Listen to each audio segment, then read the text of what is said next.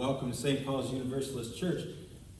Kind of symbolic that the wireless speaker or microphone had one battery in it. I know that's how I felt this week. Maybe you have felt similarly. It's been, I don't know, it's been one of those weeks. But we are happy to be together this morning. With regard to announcements, as you may have seen out front, the meatloaf dinner is fast approaching. It will be the first Sunday in November. David, are we still accepting? Oh, yeah, we only need like butter now. Only need Butter and donations. Oh, you did it all? Oh, okay. Mary will butter you up. Just All donations. right, good. And along those lines, there are posters for the meatloaf dinner on the back table. Please take them to distribute them if you wish.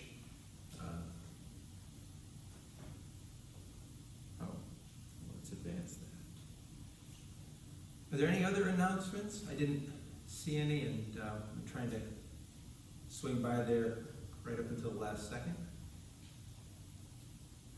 All right, hearing none, let us proceed to our choir call to worship.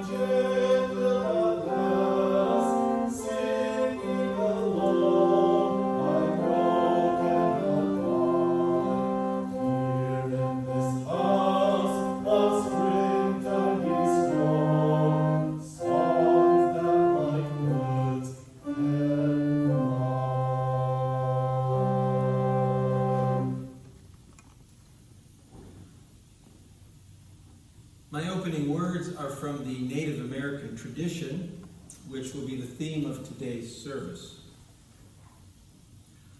Honor the sacred. Honor the earth, our mother. Honor the elders. Honor all with whom we share this earth. Four-leggeds, two-leggeds, winged ones, swimmers, crawlers, plant and rock people. Walk in balance and in beauty. Welcome to our Sunday service. I invite you to enter with me the sacred space. Bring with you what is yours: a burdened heart, a joyous song, a wearied spirit, a seeking mind. Bring the gift of yourself to the altar, for it is indeed an honorable gift.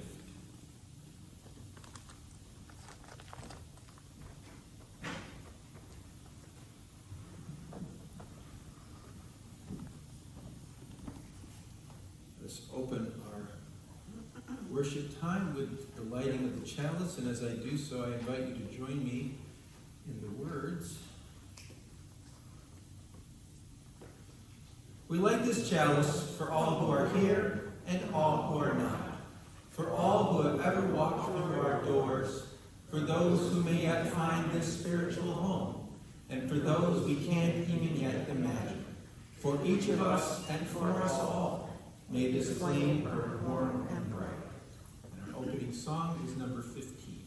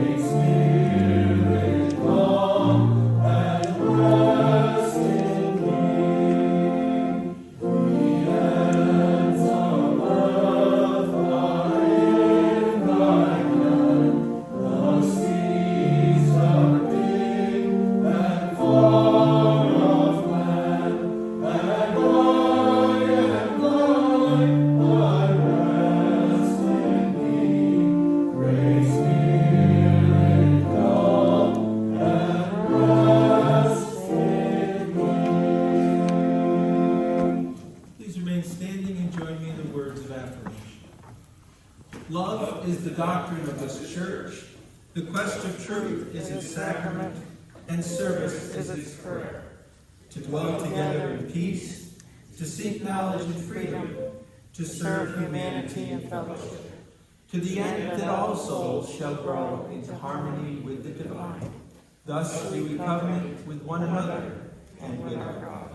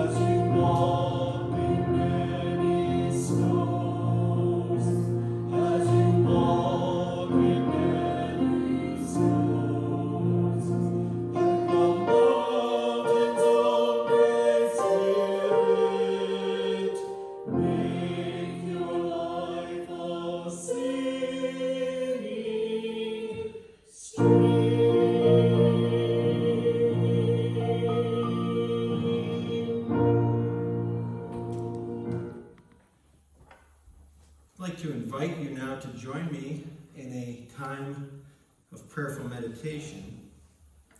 I confess this is one of my personal favorites.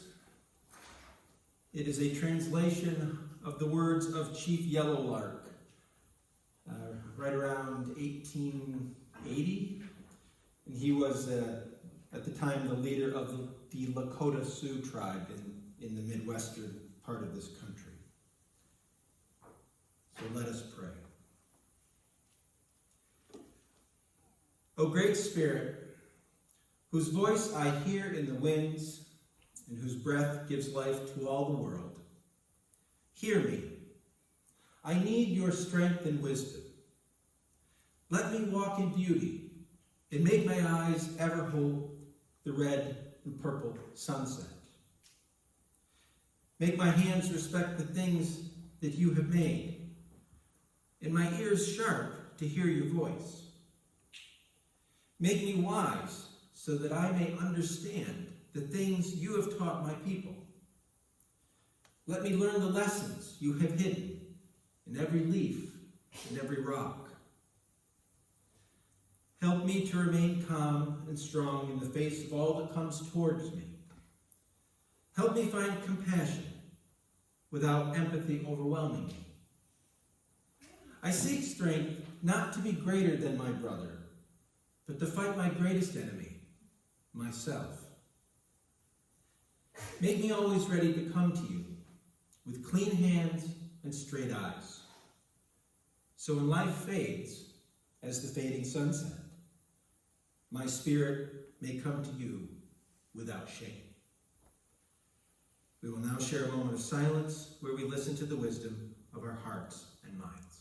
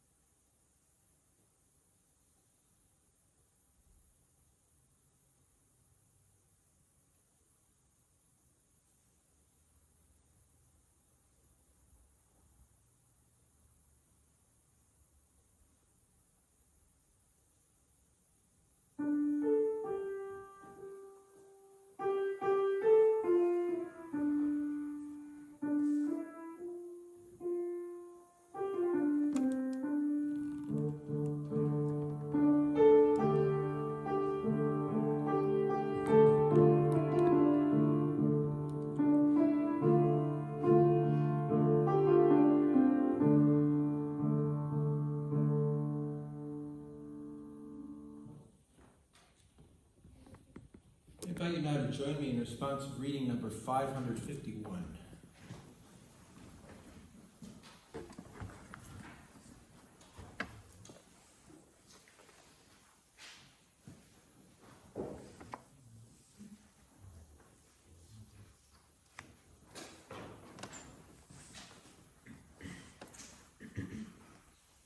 This is from the tradition of the Ute peoples.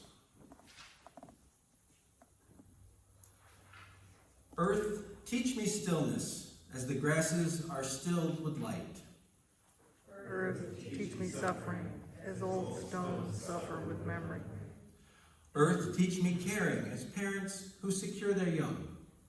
Earth, teach me courage, as the tree which stands all alone. Earth, teach me limitation, as the ant which crawls on the ground. Earth, teach me freedom, as the eagle which soars in the sky. Earth, teach me resignation, as the leaves which die in the fall. Earth, teach me regeneration, as the seed which rises in the spring. Earth, teach me to forget myself, as melted snow forgets its life. Earth, teach me to remember kindness, as dry fields weep with rain. Our next song is in the Teal Hymnal Supplement, number 1052.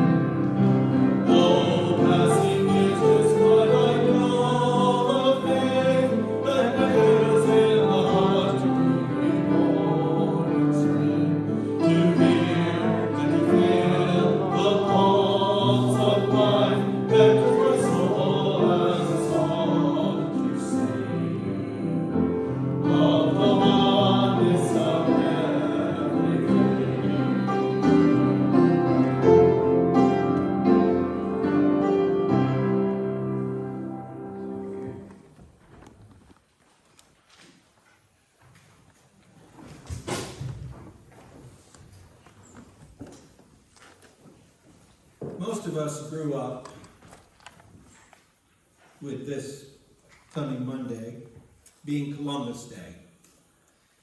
My understanding of the origins of Columbus Day are at a time when the Italian peoples were coming here in the 19th century and facing persecution as new waves of immigrants often do in our history.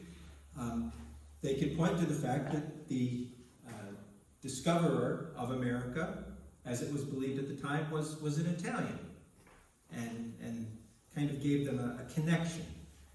And that is all well and good. In this day and age, more states and cities are looking to this Monday and calling it Indigenous Peoples Day. For although Columbus did indeed help with the discovery, his treatment of the natives was not the greatest, to say the least. For some, this change may seem a bit of politically correct overreach. For others, it is a long overdue acknowledgement of the contributions of Native Americans. I'm not up here looking to debate that matter. I'd like to instead focus on Native American spirituality. Now, given that there are 565 individual Native American tribes recognized by this country, each with their own cultural and religious beliefs, talking about all of those would be a really long sermon, and I assume you have things you would like to do later today. However, there are some common ideas in Native American spirituality, and I've chosen 6 to share with you today. Origin stories. Human beings are storytelling creatures, and Native Americans are no exception. Their beliefs often include creation myths.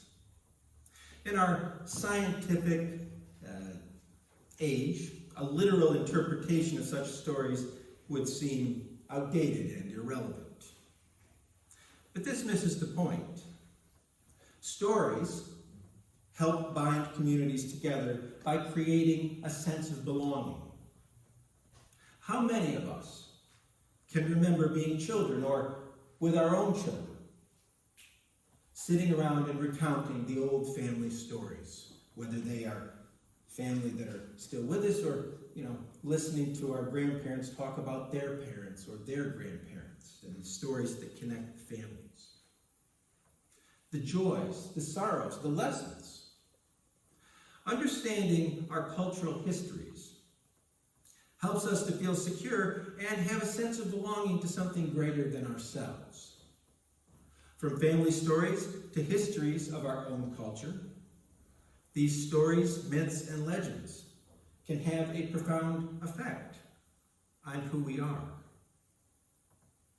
It's hard to know where you're going if you don't have a good sense of where you came from.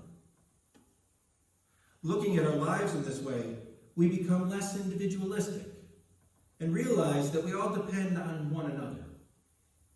Understanding our own histories, our own origins, and what makes us who we are can also help us to respect that others go through the same thing as individuals and as cultures, and that they too have their stories, and that we can learn from those as well. Next is honoring ancestors. It's kind of the other side of the coin from origin stories.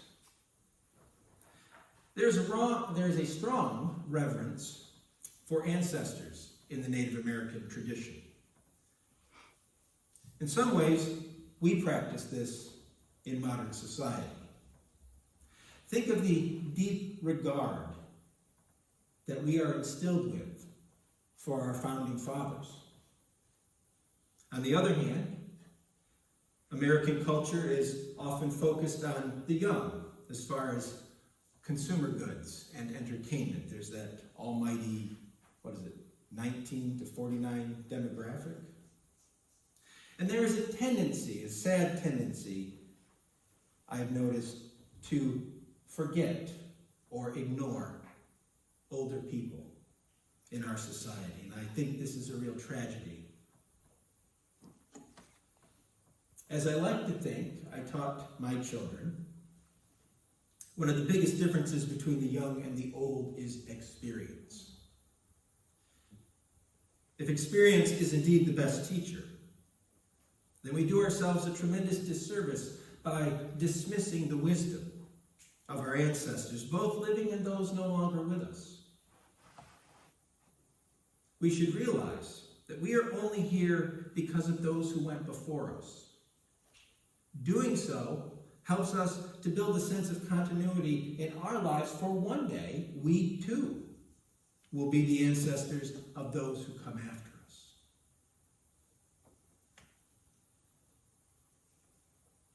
Taking care of the earth. If I were to give you a pop quiz when you walked in here this morning and ask you off the top of your head to name a key component of Native American spirituality, I'm guessing that the majority would have said something along the lines of honoring the earth. Most, if not all, Native American tribes include a true reverence of nature and for nature. For generations, they lived closely connected to the cycles of the natural world. They recognize that they depend on nature for everything. And all of us are dependent on nature for our very existence. We forget that. We somehow see ourselves as separate. And yet, there is a distance, but we buy our food from the stores, and that makes us detached from the cycles of growth. Electrical lighting keeps us disconnected from the cycles of day and night. Our ancestors would have had to have respected the seasons because they couldn't, they could light a flame, maybe, but they had to follow that. They had to know the changings of the seasons and the rising and setting of the sun. How easily we forget that the earth sustains us.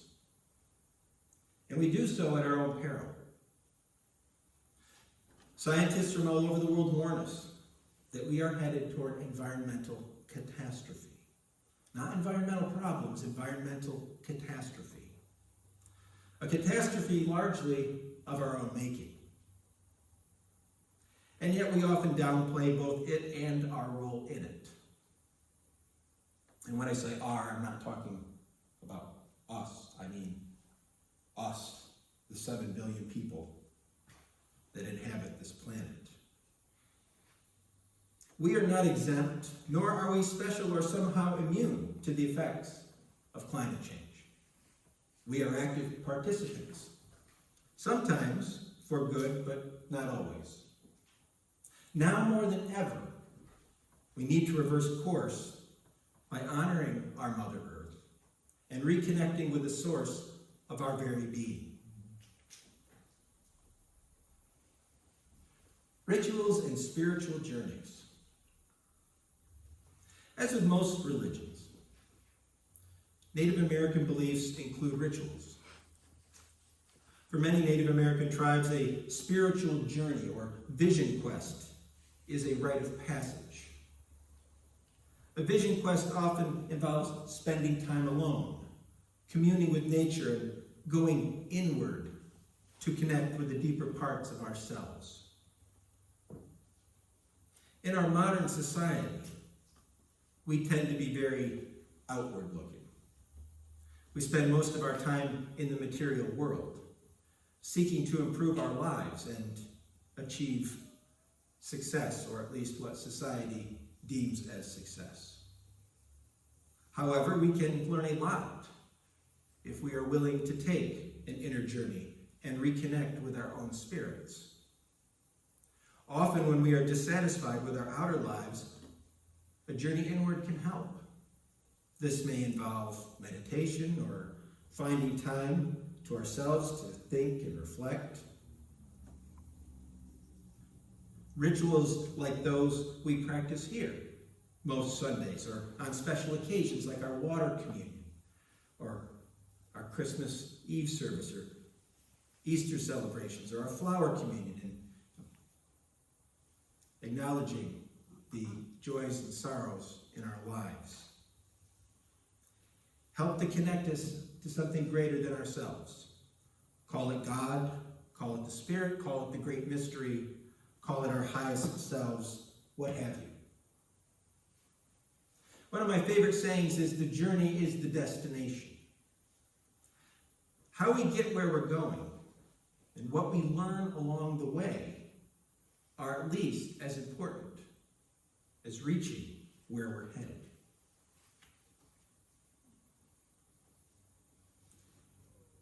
Spiritual medicine. If you think back to the Westerns that were on TV or in theaters, pop culture gives us the image of the medicine man or woman or a shaman, dressed in feathers or horns, decorated with body paint, dancing about, chanting. It may seem primitive or paganistic. In reality, Native American medicine represents bodily, mental, emotional, relational, and societal health. Living in harmony and balance is a means of practicing good health. In contrast, the focus in much of traditional Western medicine, and it is changing, is on physical health. There is not a lot of thought to spiritual health. Medicine people are responsible not only for the illness of individuals, but of the whole community in the Native American tradition. In our individualistic society, this sense of community-mindedness is sorely lacking. And if you need proof of that, all you need to do is turn on any news channel and watch it for a few minutes. Native American spirituality teaches that not every ailment can be fixed by a pill. There is such a thing as spiritual illness. Sometimes our illness, whether physical or mental, is our body's way of telling us that something is wrong. Something is wrong in our lives. We're out of balance. Something in the way we're living isn't in harmony. And sometimes we don't need medication.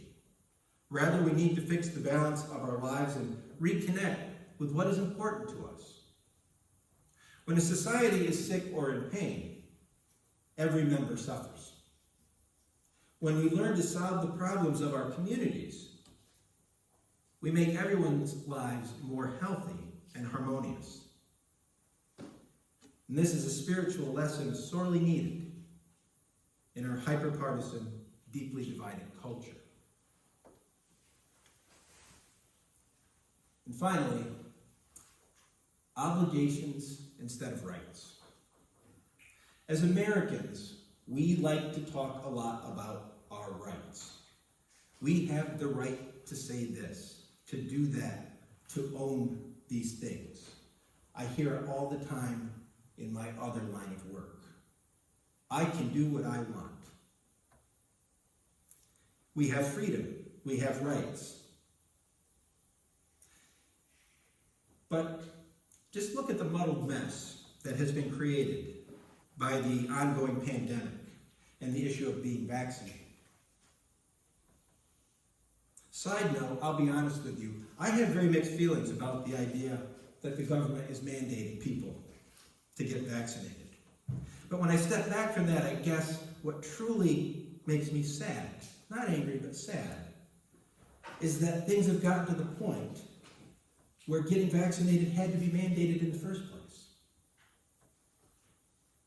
What happened to civic duties and responsibilities? What if, instead of saying we have rights, we adopted the Native American concept of having obligations? Think about that for a moment.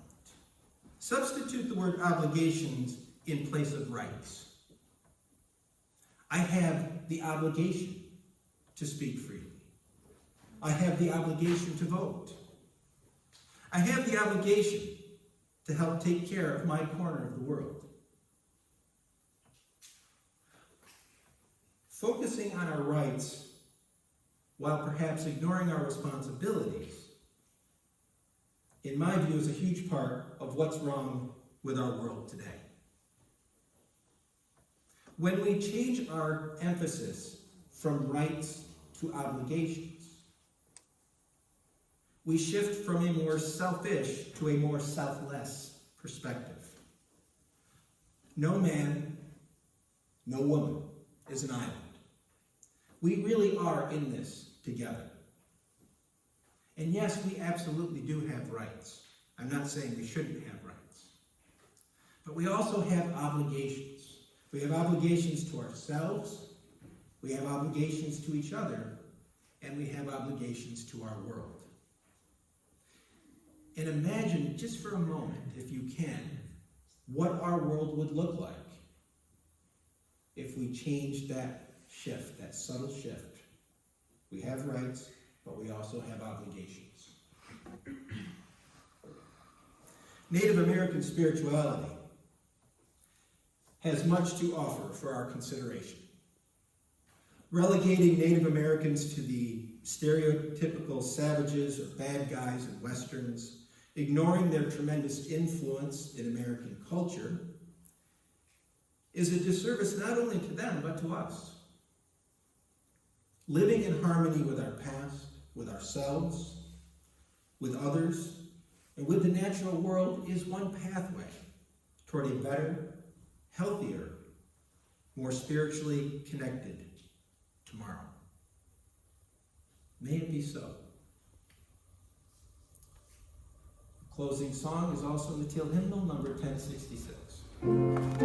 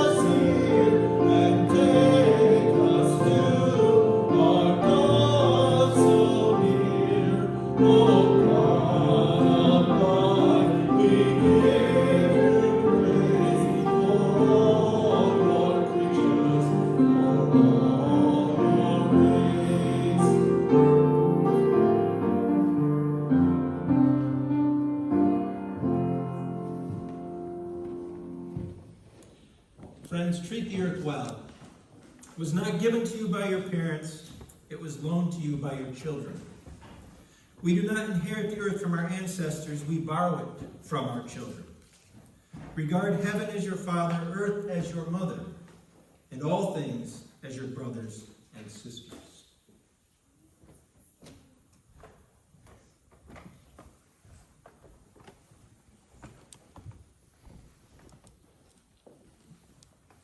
Please join me as we extinguish the chalice. The flame is extinguished, but not our hope for the future, our courage in the face of crisis, or the love we share in all the world.